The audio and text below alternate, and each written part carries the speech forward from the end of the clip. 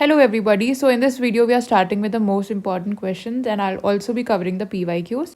You can also refer to my other videos in which I have solved the questions chapter wise and all the important questions are covered.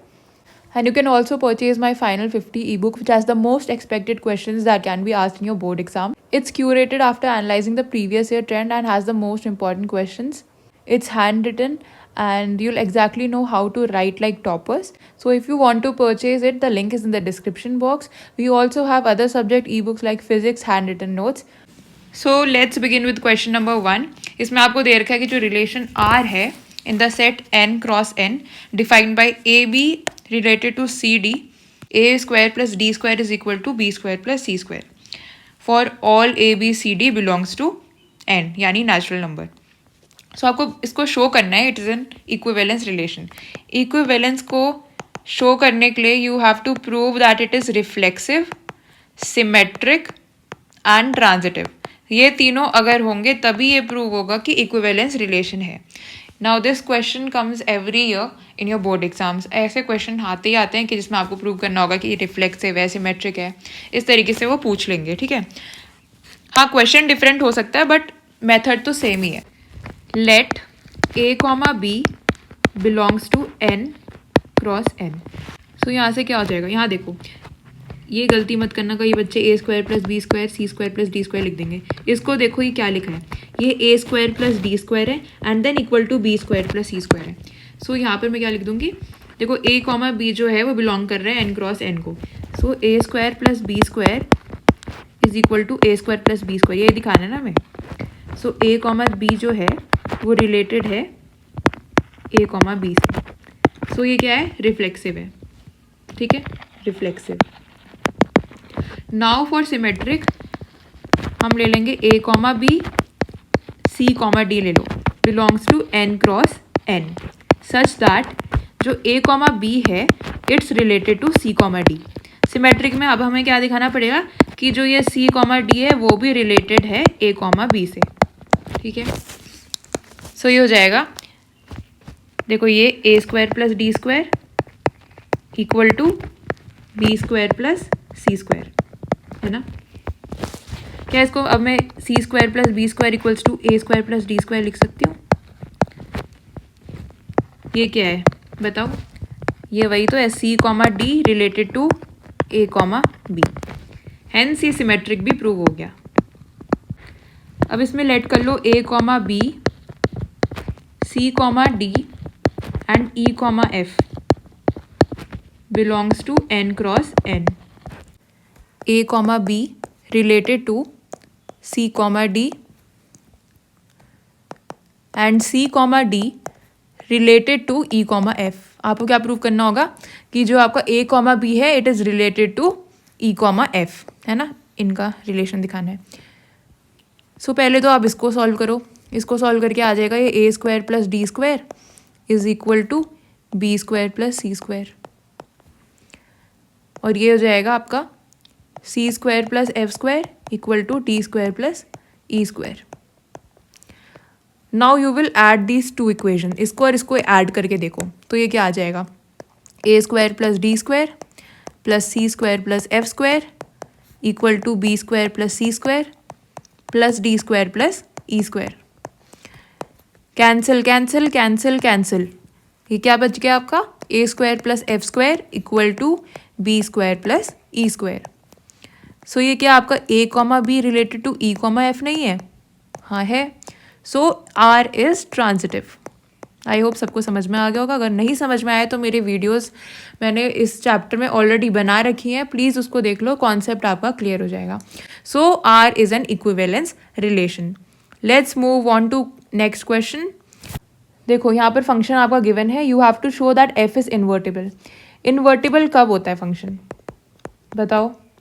Invertible तभी होता है जब ये 1 1 और on to भी हो, ये दोनों सेटिस्फाई होने चाहिए.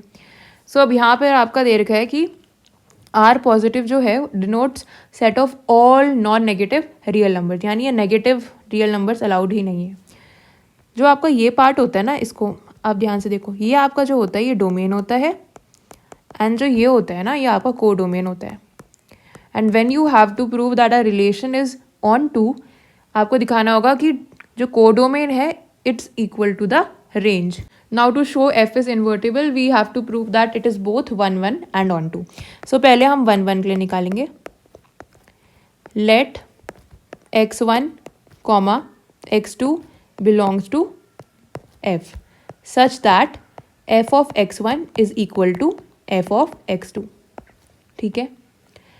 सो आपका फंक्शन क्या है 9x square plus 6x minus 5. तो ये मैं लिख दूंगी 9x1 square plus 6x1 minus 5 is equal to 9x2 square plus 6x2 minus 5. कई बच्चे इसको x कॉमा वाई लेकर भी करते हैं, वो भी सही है, बट मैं इसलिए करती हूँ ना क्योंकि बच्चे कंफ्यूज आते हैं. क्योंकि देखो जो डोमेन होता है ना, डोमेन होता है possible value of x and जो रेंज होता है वो होता है पॉसिबल वैल्यू ऑफ y. तो सेकंड पार्ट में ताकि आपको कन्फ्यूजन ना हो, मैं इसलिए मैंने ऐसे लिख दिया. अब इसको इधर ले जाओ सारी, ये हो जाएगा 6x1 माइनस 6x2, 5 से 5 कैंसिल हो गया इक्वल टू 0. 9 कॉमन ले लेते हैं, ये हो जाएगा x1 square minus x2 square. चलो इसको भी ब्रेक कर दो. x1 plus x2 into x1 minus x2 minus 6 into x1 minus x2 equal to 0. क्या बचेगा यहाँ पर 9 x1. एक सेकेंड, यहाँ पर ना प्लस था, ठीक है. सो यहाँ पर प्लस है. देखो जो ये पार्ट है इसमें हमारी जो वैल्यू है इक्वल टू 0 आ सकती है, नहीं आ सकती. ऐसा क्यों है? क्योंकि जो आपके x1 x2 की वैल्यू है ना, ये हमने r प्लस से ली है ना, एंड ये सारी पॉजिटिव वैल्यूज़ होंगी. तो पॉसिबल ही नहीं कि 0 आंसर आए. कुछ अगर यहाँ पर 1 है +1 +2, ये तो ऐड करके 0 कभी नहीं आ सकता. तो ये जो केस है हमारा कैंसिल हो जाएगा. क्या बचेगा आपके पास x1 minus x2 equal to 0, x1 is equal to x2. ठीक है. सो आपका ये प्रूव हो गया कि ये क्या है, f इज 1 1. अब ऑन टू के लिए करते हैं हम.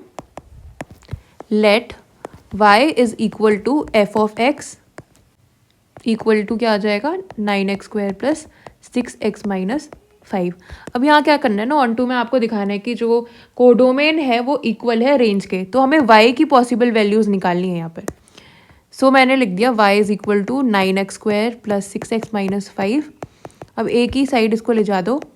सो ये हो जाएगा -5 minus y equal to 0. Common लिया तो यहाँ पर ये ऐसे ax square plus bx plus c वाली फॉर्म की.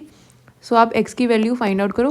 हो जाएगा minus b plus minus under root of b square minus 4 into a हमारा 9 है इंटू c हमारा -5 प्लस y है डिवाइडेड बाय 2 इंटू 9. इसको सॉल्व करो. देखो ये तो 36 हो जाएगा ना. 36 प्लस यहीं पर मैं लिख रही हूँ प्लस 36 5 प्लस y. ठीक है. तो अगर मैं 36 को कॉमन ले लूँ तो देखो ये सॉल्व करके कुछ ऐसा आ रहा है -1 plus minus under root of 1 plus Y plus 5. अरे देखो ये है ना जो 36 मैंने कॉमन ले लिया. अब जब मैंने कॉमन ले लिया ना तो अंडर रूट 36 क्या होता है 6 होता है, तो ये बाहर आ जाता है. और बाकी 6 भी कॉमन ले लिया और नीचे कैंसिल कर दिया मैंने 18 से 3 टाइम्स. कैलकुलेशन तो आपको आती होगी ना, इतना मैंने शॉर्टकट कर दिया, आपको समझ में आ जाना चाहिए कैसे हुआ है. Divided bye 3. अब बताओ मैंने नेगेटिव साइन नहीं लगाया. क्यों नहीं लगाया? क्योंकि हमने पॉजिटिव साइन लिया है ना. क्योंकि हमारा क्या x belongs to all the positive real numbers, इसलिए हमने नेगेटिव साइन हटा दिया है. अगर मैं यहाँ भी नेगेटिव है यहाँ भी नेगेटिव लेती तो आंसर माइनस में आता, वो तो हमें चाहिए ही नहीं. ये भी पॉजिटिव में आना चाहिए आपका, है ना. इसका मीनिंग है जो -1 plus under root of Y plus 6 है that is equal greater than equal to 0. ठीक है. -1 हम उधर ले जा सकते हैं y प्लस 6 अंडर रूट में greater than equal to 1. Squaring both sides, so y plus 6 is greater than equal to 1. y आपका आ जाएगा ग्रेटर देन इक्वल टू -5. तो ये क्या हो गया आपका जो रेंज है वो निकल गया, यानी -5 से लेकर, ये वाला ब्रैकेट तब होता है जब इंक्लूड करेंगे हम, तो -5 को हम इंक्लूड कर रहे हैं, से लेकर इन्फिनिटी तक। तो आपको दिख गया ना हमारी रेंज क्या निकल गई है, ये हमारी रेंज निकल गई है, ठीक है। एंड जो आपका यहाँ पर क्वेश्चन में कोडोमेन गिवन है, ये -5 इन्फिनिटी है, रेंज भी वही है। सो आपका जो कोडोमेन है it is equal to range, so f is onto. अब हमारा जो f है वो दोनों 1 1 एंड ऑन टू है, is both 1 1 and onto, so it is an invertible function. f क्या हो जाएगा आपका, इन्वर्टेबल फंक्शन, ठीक है। सो जो हमारा x था वो क्या था, √y + 6 - 1 / 3, एंड हमने ले रखा था कि f of x is equal to y है। अगर मैं इसको इधर ले जाती हूँ तो f inverse y equals to x आता है, यानी आपका f इनवर्स y जो है किसके इक्वल है, √y + 6 - 1। ये मैंने प्रूव कर दिया, क्वेश्चन में यही प्रूव करना था।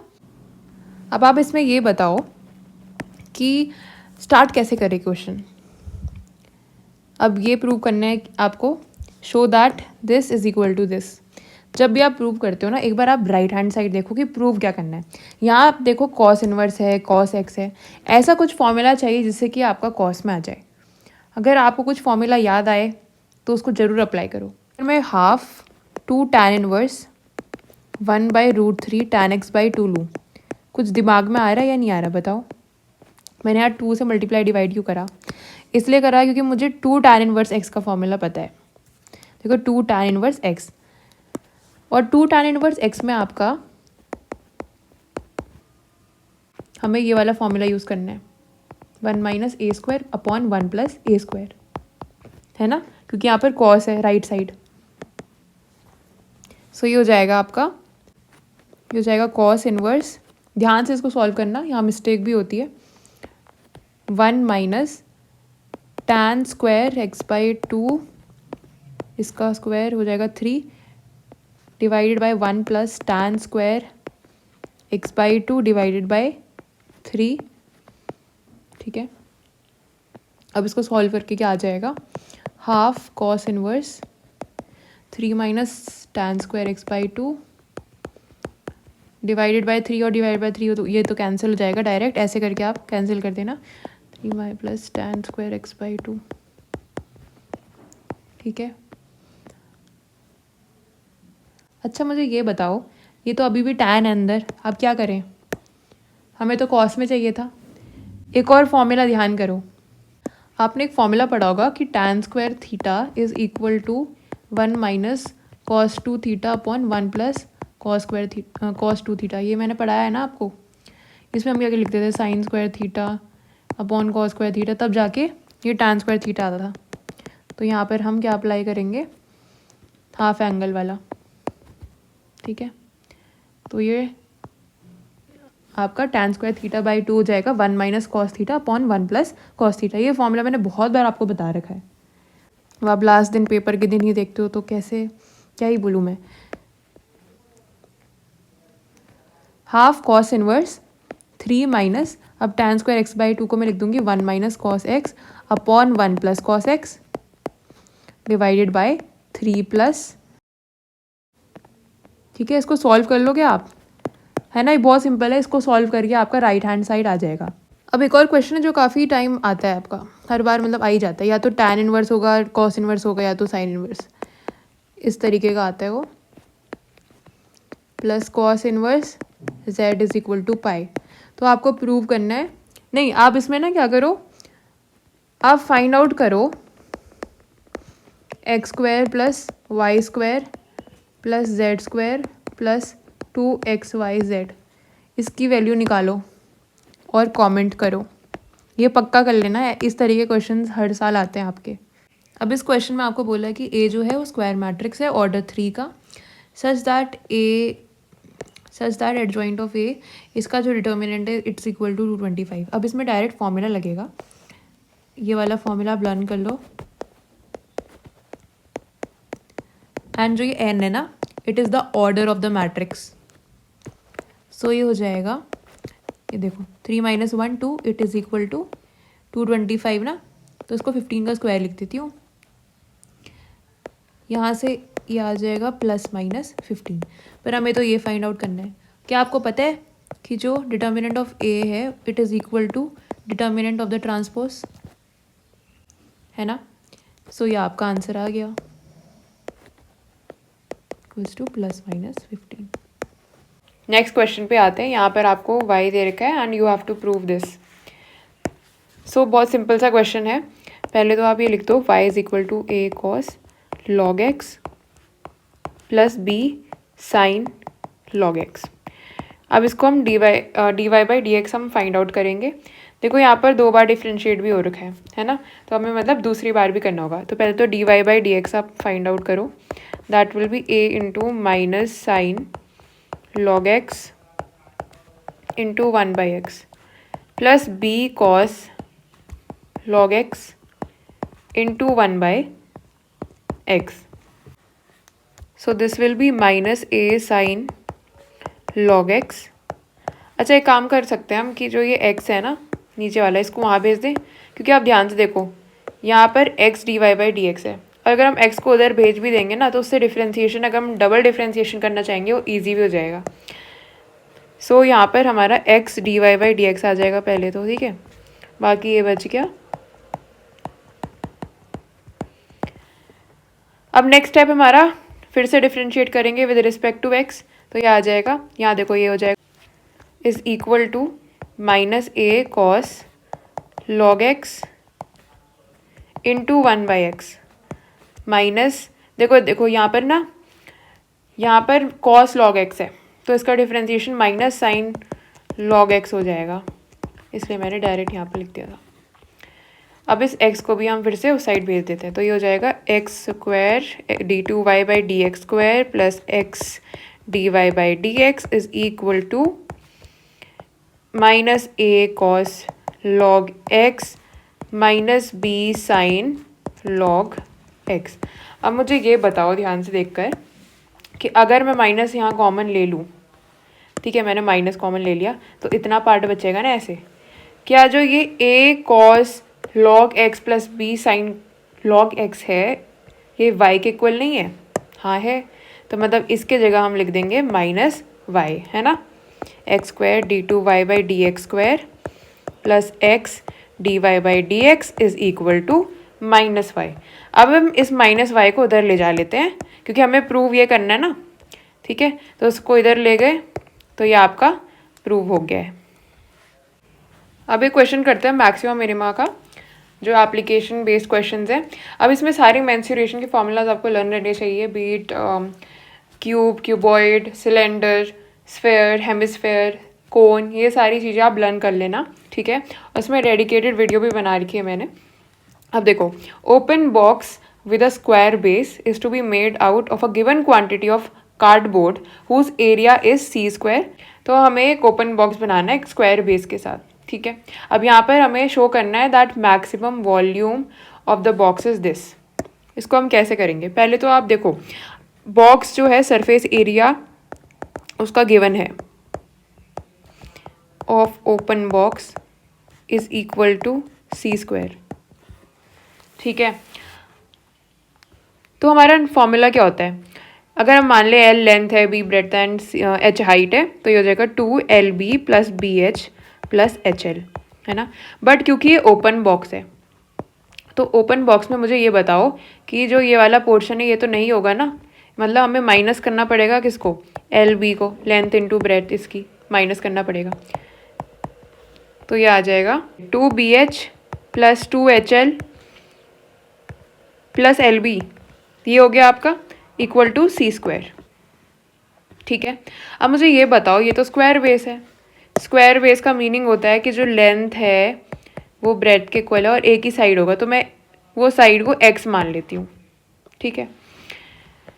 सो यहाँ पर आपका आ जाएगा equation X square plus 4HX is equal to C square. अब यहाँ पर मैं जो भी हमारा गिवन होता है ना वो कांस्टेंट होता है, मैंने आपको बता ही रखा, तो ये कांस्टेंट है। अब यहाँ पर मैं h की वैल्यू निकाल देती हूँ, है ना, ईजी रहेगा h की वैल्यू निकालनी। C square minus x square divided by 4x।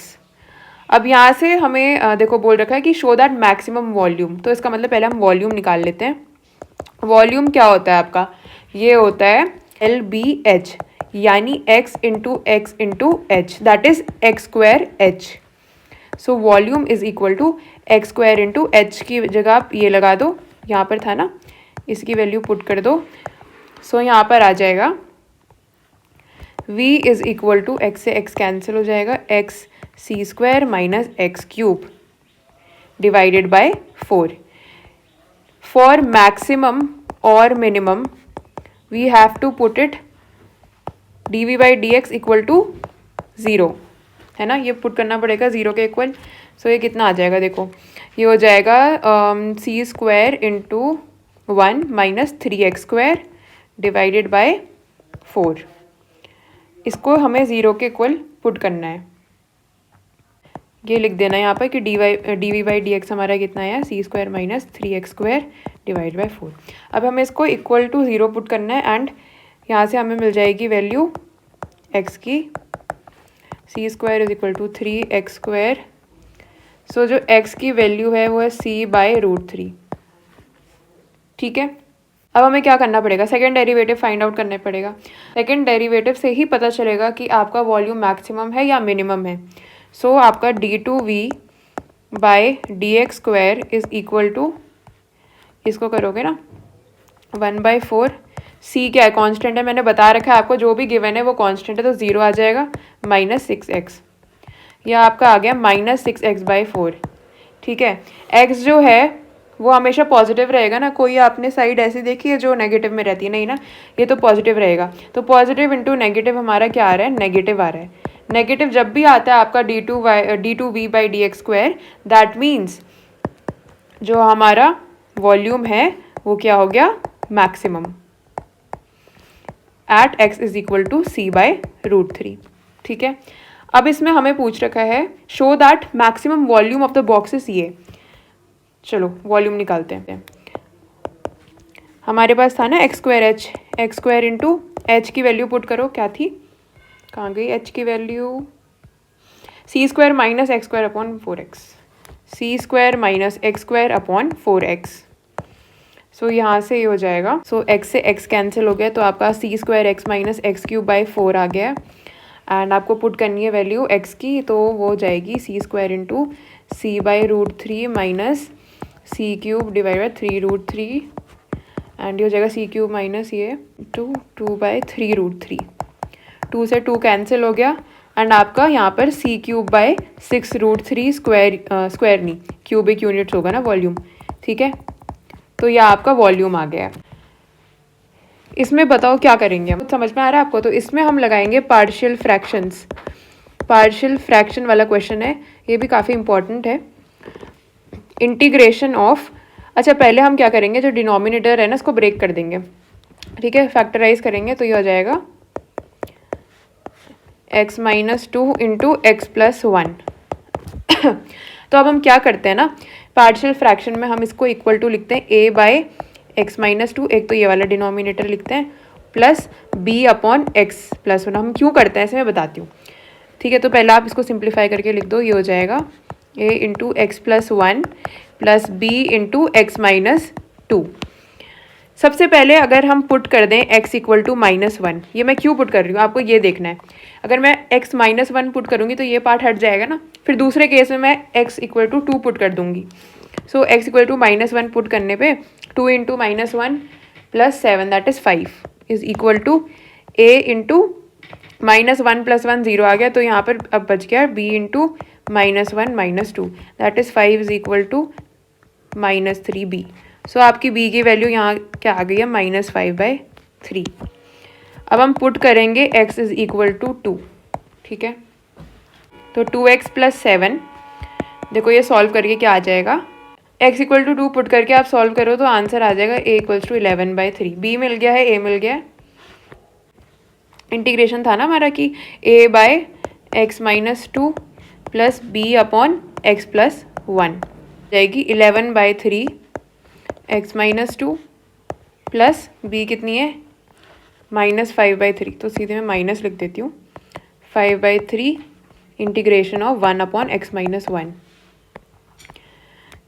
Integration of 1/x-2 dx minus 5/3 integration of 1 अब हम इसको इंटीग्रेट करेंगे, सो ये आ जाएगा 11/3 log x-2 minus 5/3 log x+1 plus c। ये आपका आंसर आ गया है। कई बच्चे इसको सॉल्व कर देते हैं फर्दर, लाइक 1/3 को कॉमन ले लेंगे, फिर उसके बाद जो ये पोर्शन है इसको पावर में लिख देंगे, तो वो भी सही है, ये भी सही है, दोनों में मार्क्स आपको इक्वल ही मिलेंगे। इसको सॉल्व करो। सो इस क्वेश्चन की बात करें तो इसमें एक फॉर्मूला है जो काफ़ी फ्रीक्वेंटली यूज्ड फॉर्मूला है, पेपर में दे देते हैं आपको, तो ये भी इम्पोर्टेंट क्वेश्चन है। जो भी मैं करा रही हूँ ना, एक बार खुद सॉल्व करके देखो ताकि आपको पता चले कि कितनी आपकी प्रिपरेशन हुई है। सो आई को हम लिख देते हैं इंटीग्रेशन ऑफ 0 to 1 log 1, चलो उसको सॉल्व कर दो अंदर वाले को, ठीक है, dx।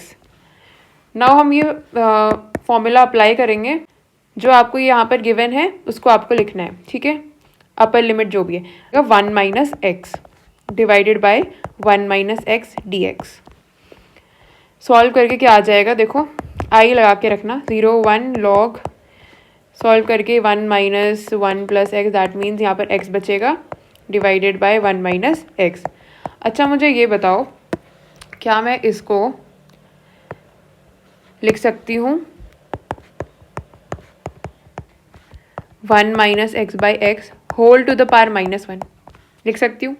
सही है ये बिल्कुल, है ना। अभी जो -1 है इसको मैं यहाँ लिख सकती हूँ, क्यों? क्योंकि हमारा एक फॉर्मूला है log m to the power n is equal to log m। So i is equal to -1 हमने यहाँ लगा दिया है, log 1 minus X by X dx। अब मुझे ये बताओ, ये -1 ठीक है। अब ये बताओ कि जो log 1 minus X by x है इसका इंटीग्रेशन, क्या हमने स्टार्टिंग में इसको i के इक्वल नहीं ले लिया था? ध्यान से देख लो, ले लिया था ना i के इक्वल, तो इसको मैं लिख सकती हूँ i is equal to -1 into ये i है ना, ये हो जाएगा 2i इज इक्वल टू 0, यानी आपका इंटीग्रल की वैल्यू आंसर क्या आ रही है, 0 आ रही है, ठीक है। अभी मैं वीडियो यहीं एंड कर रही हूँ क्योंकि स्टोरेज की प्रॉब्लम है, आप लोगों को पता ही है आईपैड में कितनी स्टोरेज की प्रॉब्लम होती है। सो अभी मैं नेक्स्ट पार्ट भी लाऊंगी, differential equations, probability, matrices, determinants, उसके इंपॉर्टेंट क्वेश्चंस मैं कवर कराऊंगी। बाकी मैंने प्रोबेबिलिटी वगैरह की इंपॉर्टेंट क्वेश्चंस की वीडियो अलग बना रखी है, मैट्रिसेस चैप्टर एक्सप्लेनेशन ये सब कर रखा है, बट हम इंपॉर्टेंट क्वेश्चंस करने वाले हैं नेक्स्ट सेशन में। सो सब्सक्राइब कर लो ताकि आपको अपडेट मिल जाए जब भी मैं पोस्ट करूँगी वीडियो। Okay bye.